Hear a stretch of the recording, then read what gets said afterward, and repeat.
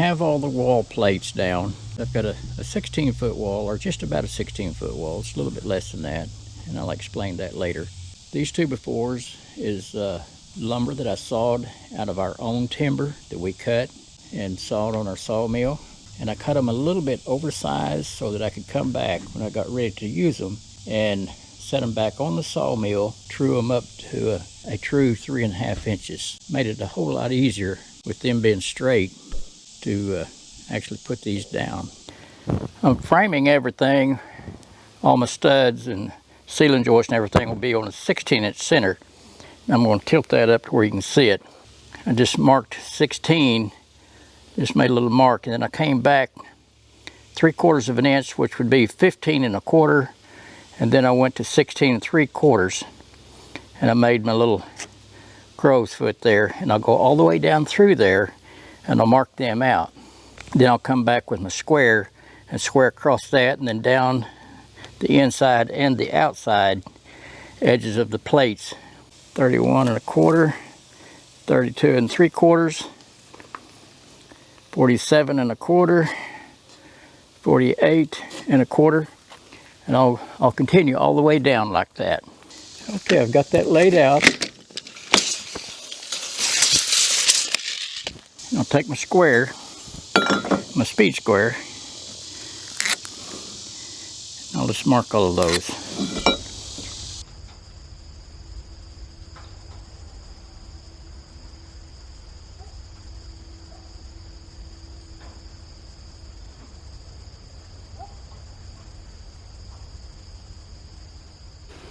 I just set my combination square a little bit less than 3 inches. I'm just going down through there and transferring that line, that mark on the inside face. I'm not sure how well it's going to show up, but there's a pencil line on the floor. All these studs are sitting on top of a floor joist. That's the way I laid out from that end, and I came down through here.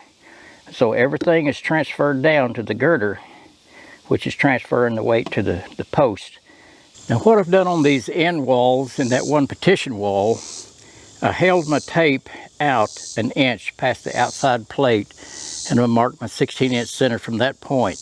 And the reason that I did that, I'll be using 1-inch thick insulation board on the outside of this wall, well, all the outside walls actually. And I wanted, when I put a sheet on here, it'll come on out to the outside of the sheet that's on this wall here, and I'll be able to break right over a stud at 4 feet here. And so I lay all the walls out 1 inch shy, I guess you could say, of the 16-inch center. And I also do that on that partition wall. Now it's not as critical on that, but I like to be able to look through here and see all those studs line up all the way through. I've got this wall laid out, the long wall, which is right at 16 feet. And I went ahead and nailed my corners in on both ends to kind of help hold everything in place. And I've also nailed this. Now I call this a channel. Some people call it a T or an intersection. My daddy always called it a channel, and he was from the old school, so I just continue to call it a channel. I'll pick out 2 straight studs and put here where you can see that black X. That's a window. And I'll put 2 straight studs, one on both sides. Some people call it a king stud. I just call it the header stud for the window. And I'll get those in and nail, and then I'll just put in the regular studs.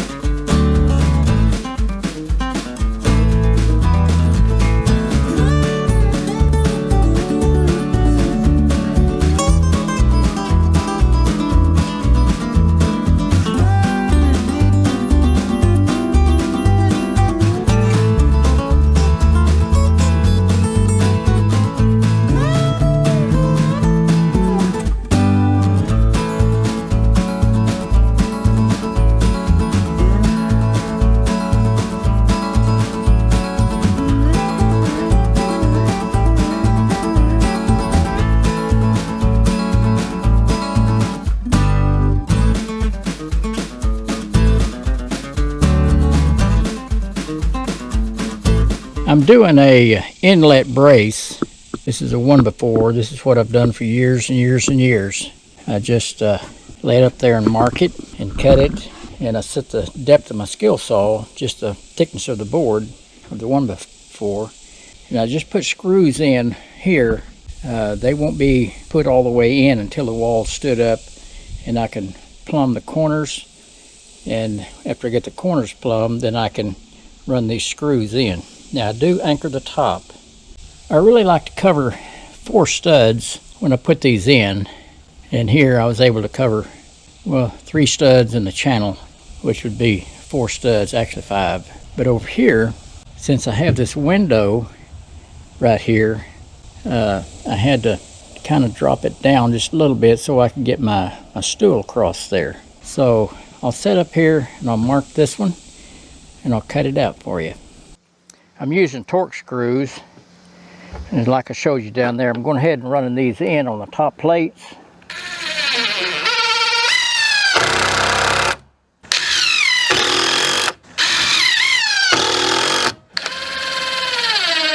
Just putting them in barely, just so they'll stay there.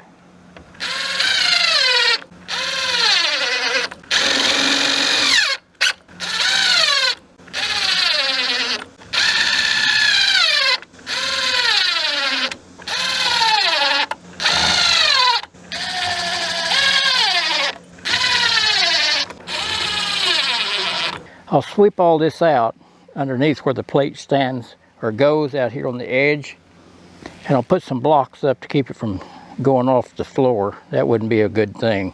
But I'll raise it another day. I'm about melted out. I've got my good buddy David here this morning. He was nice enough to come out and give me a hand raising this wall. It's a little bit more than I could handle by myself and get the braces screwed off. So here we go.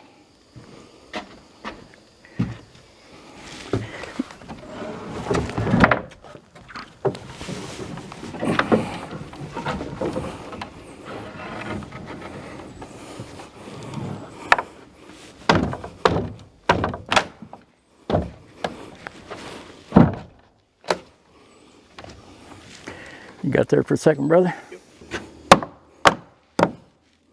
I might have to loosen that block off just a hair.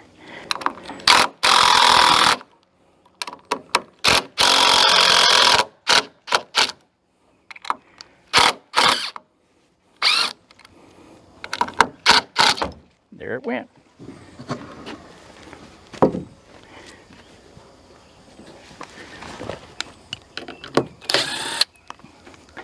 Okay, you can lean it out just a hair there, Reverend. Thank you. That way I can raise this one up without any interference.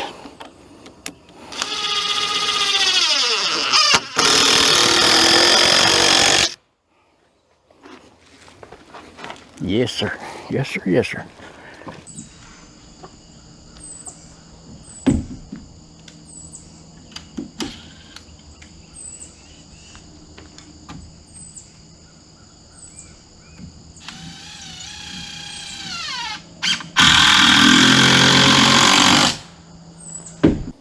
Sometimes you can just use a little bit of help from your friend.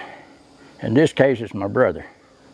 I've got an end wall framed up, and I'm getting ready to stand it up. And what I've done, I've leaned this wall out just a little bit, just in case I run into some bumps or something over here on these huge logs. So I've got it leaned out, so that should give me some clearance to where I can rack this thing to my right, just in case I need to.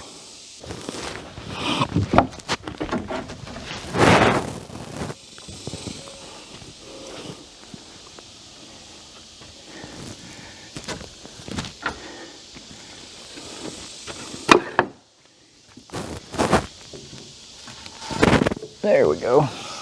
And I had the foresight to put a clamp on that brace. I can get it off there. So I can just clamp it to this brace.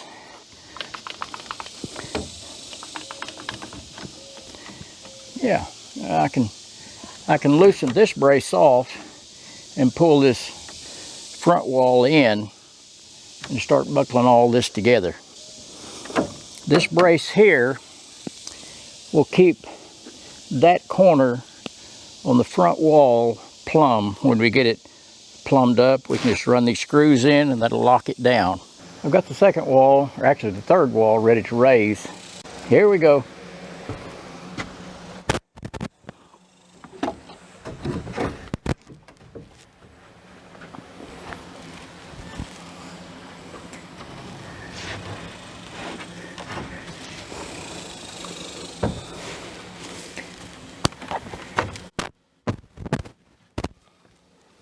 That one's a little snug.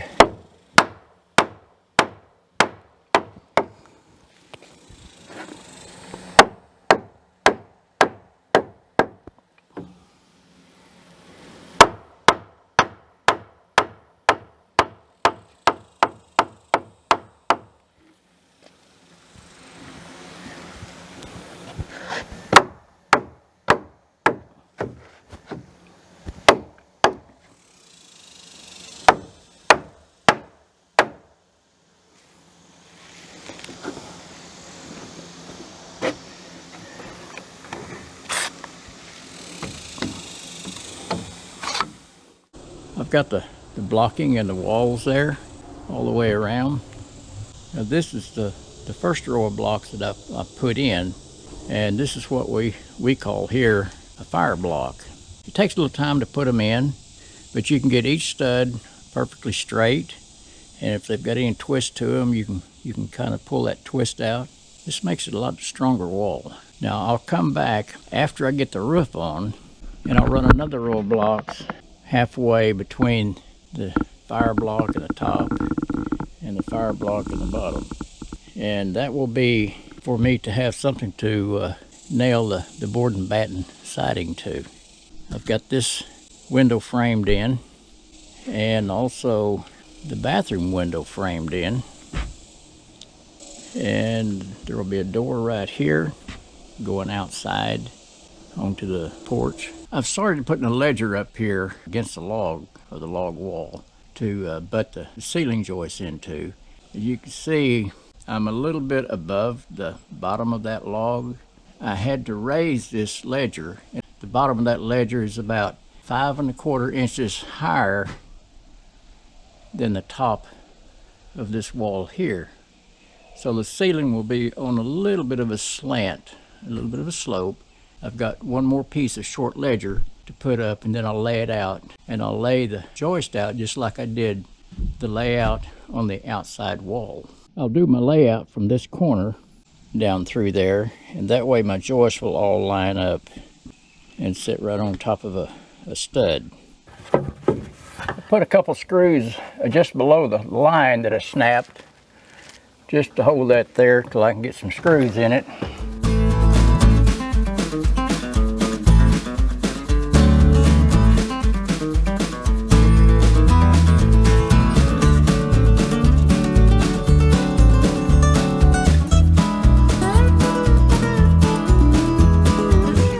Now this ledger, since it's on a hewed wall, or a hewed log rather, it's not going to sit completely vertical. So what I'll do when I put the joist in here, and I've done this before and I've showed this before, I'll actually scribe the ends of the joist to fit. So I'll get a nice fit up here, and I'll put solid blocks in between each joist, make it solid all the way down. I've started putting the ceiling joist up, and I'm cutting these just a little bit long, about 3/4 of an inch too long. And then I measure at the end of it. I put a nail in the top of the joist, and I hang them on the ribbon up here, or the ledger, and I can scribe fit the ends up here so I can get a clean fit there, and I'm blocking in between each joist as I go.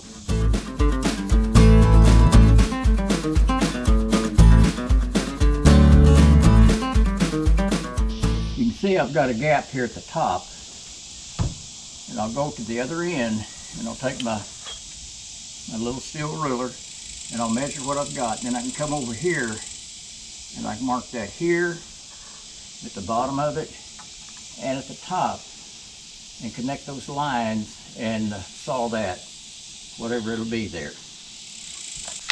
I know you can't see this, but I'll just I am like 1 3/16 too long. So I'll mark that on the other end, 1 3/16 at the bottom of the ledger and at the top.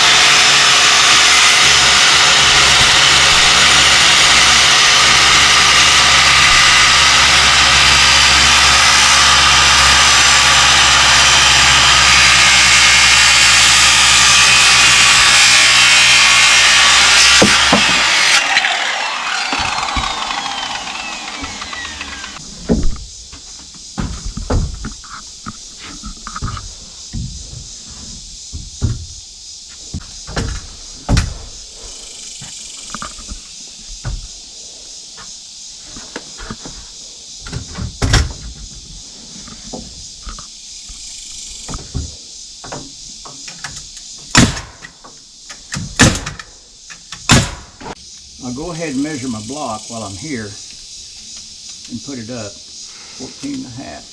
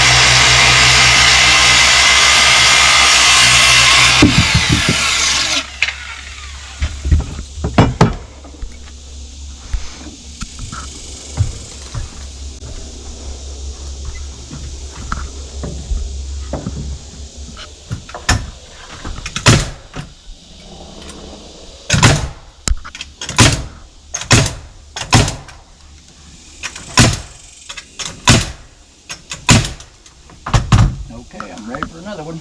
I've got this lined up right perfectly with the edge, outside edge of my plate, so I can anchor this down. And I'm using 3-inch torque screws for this.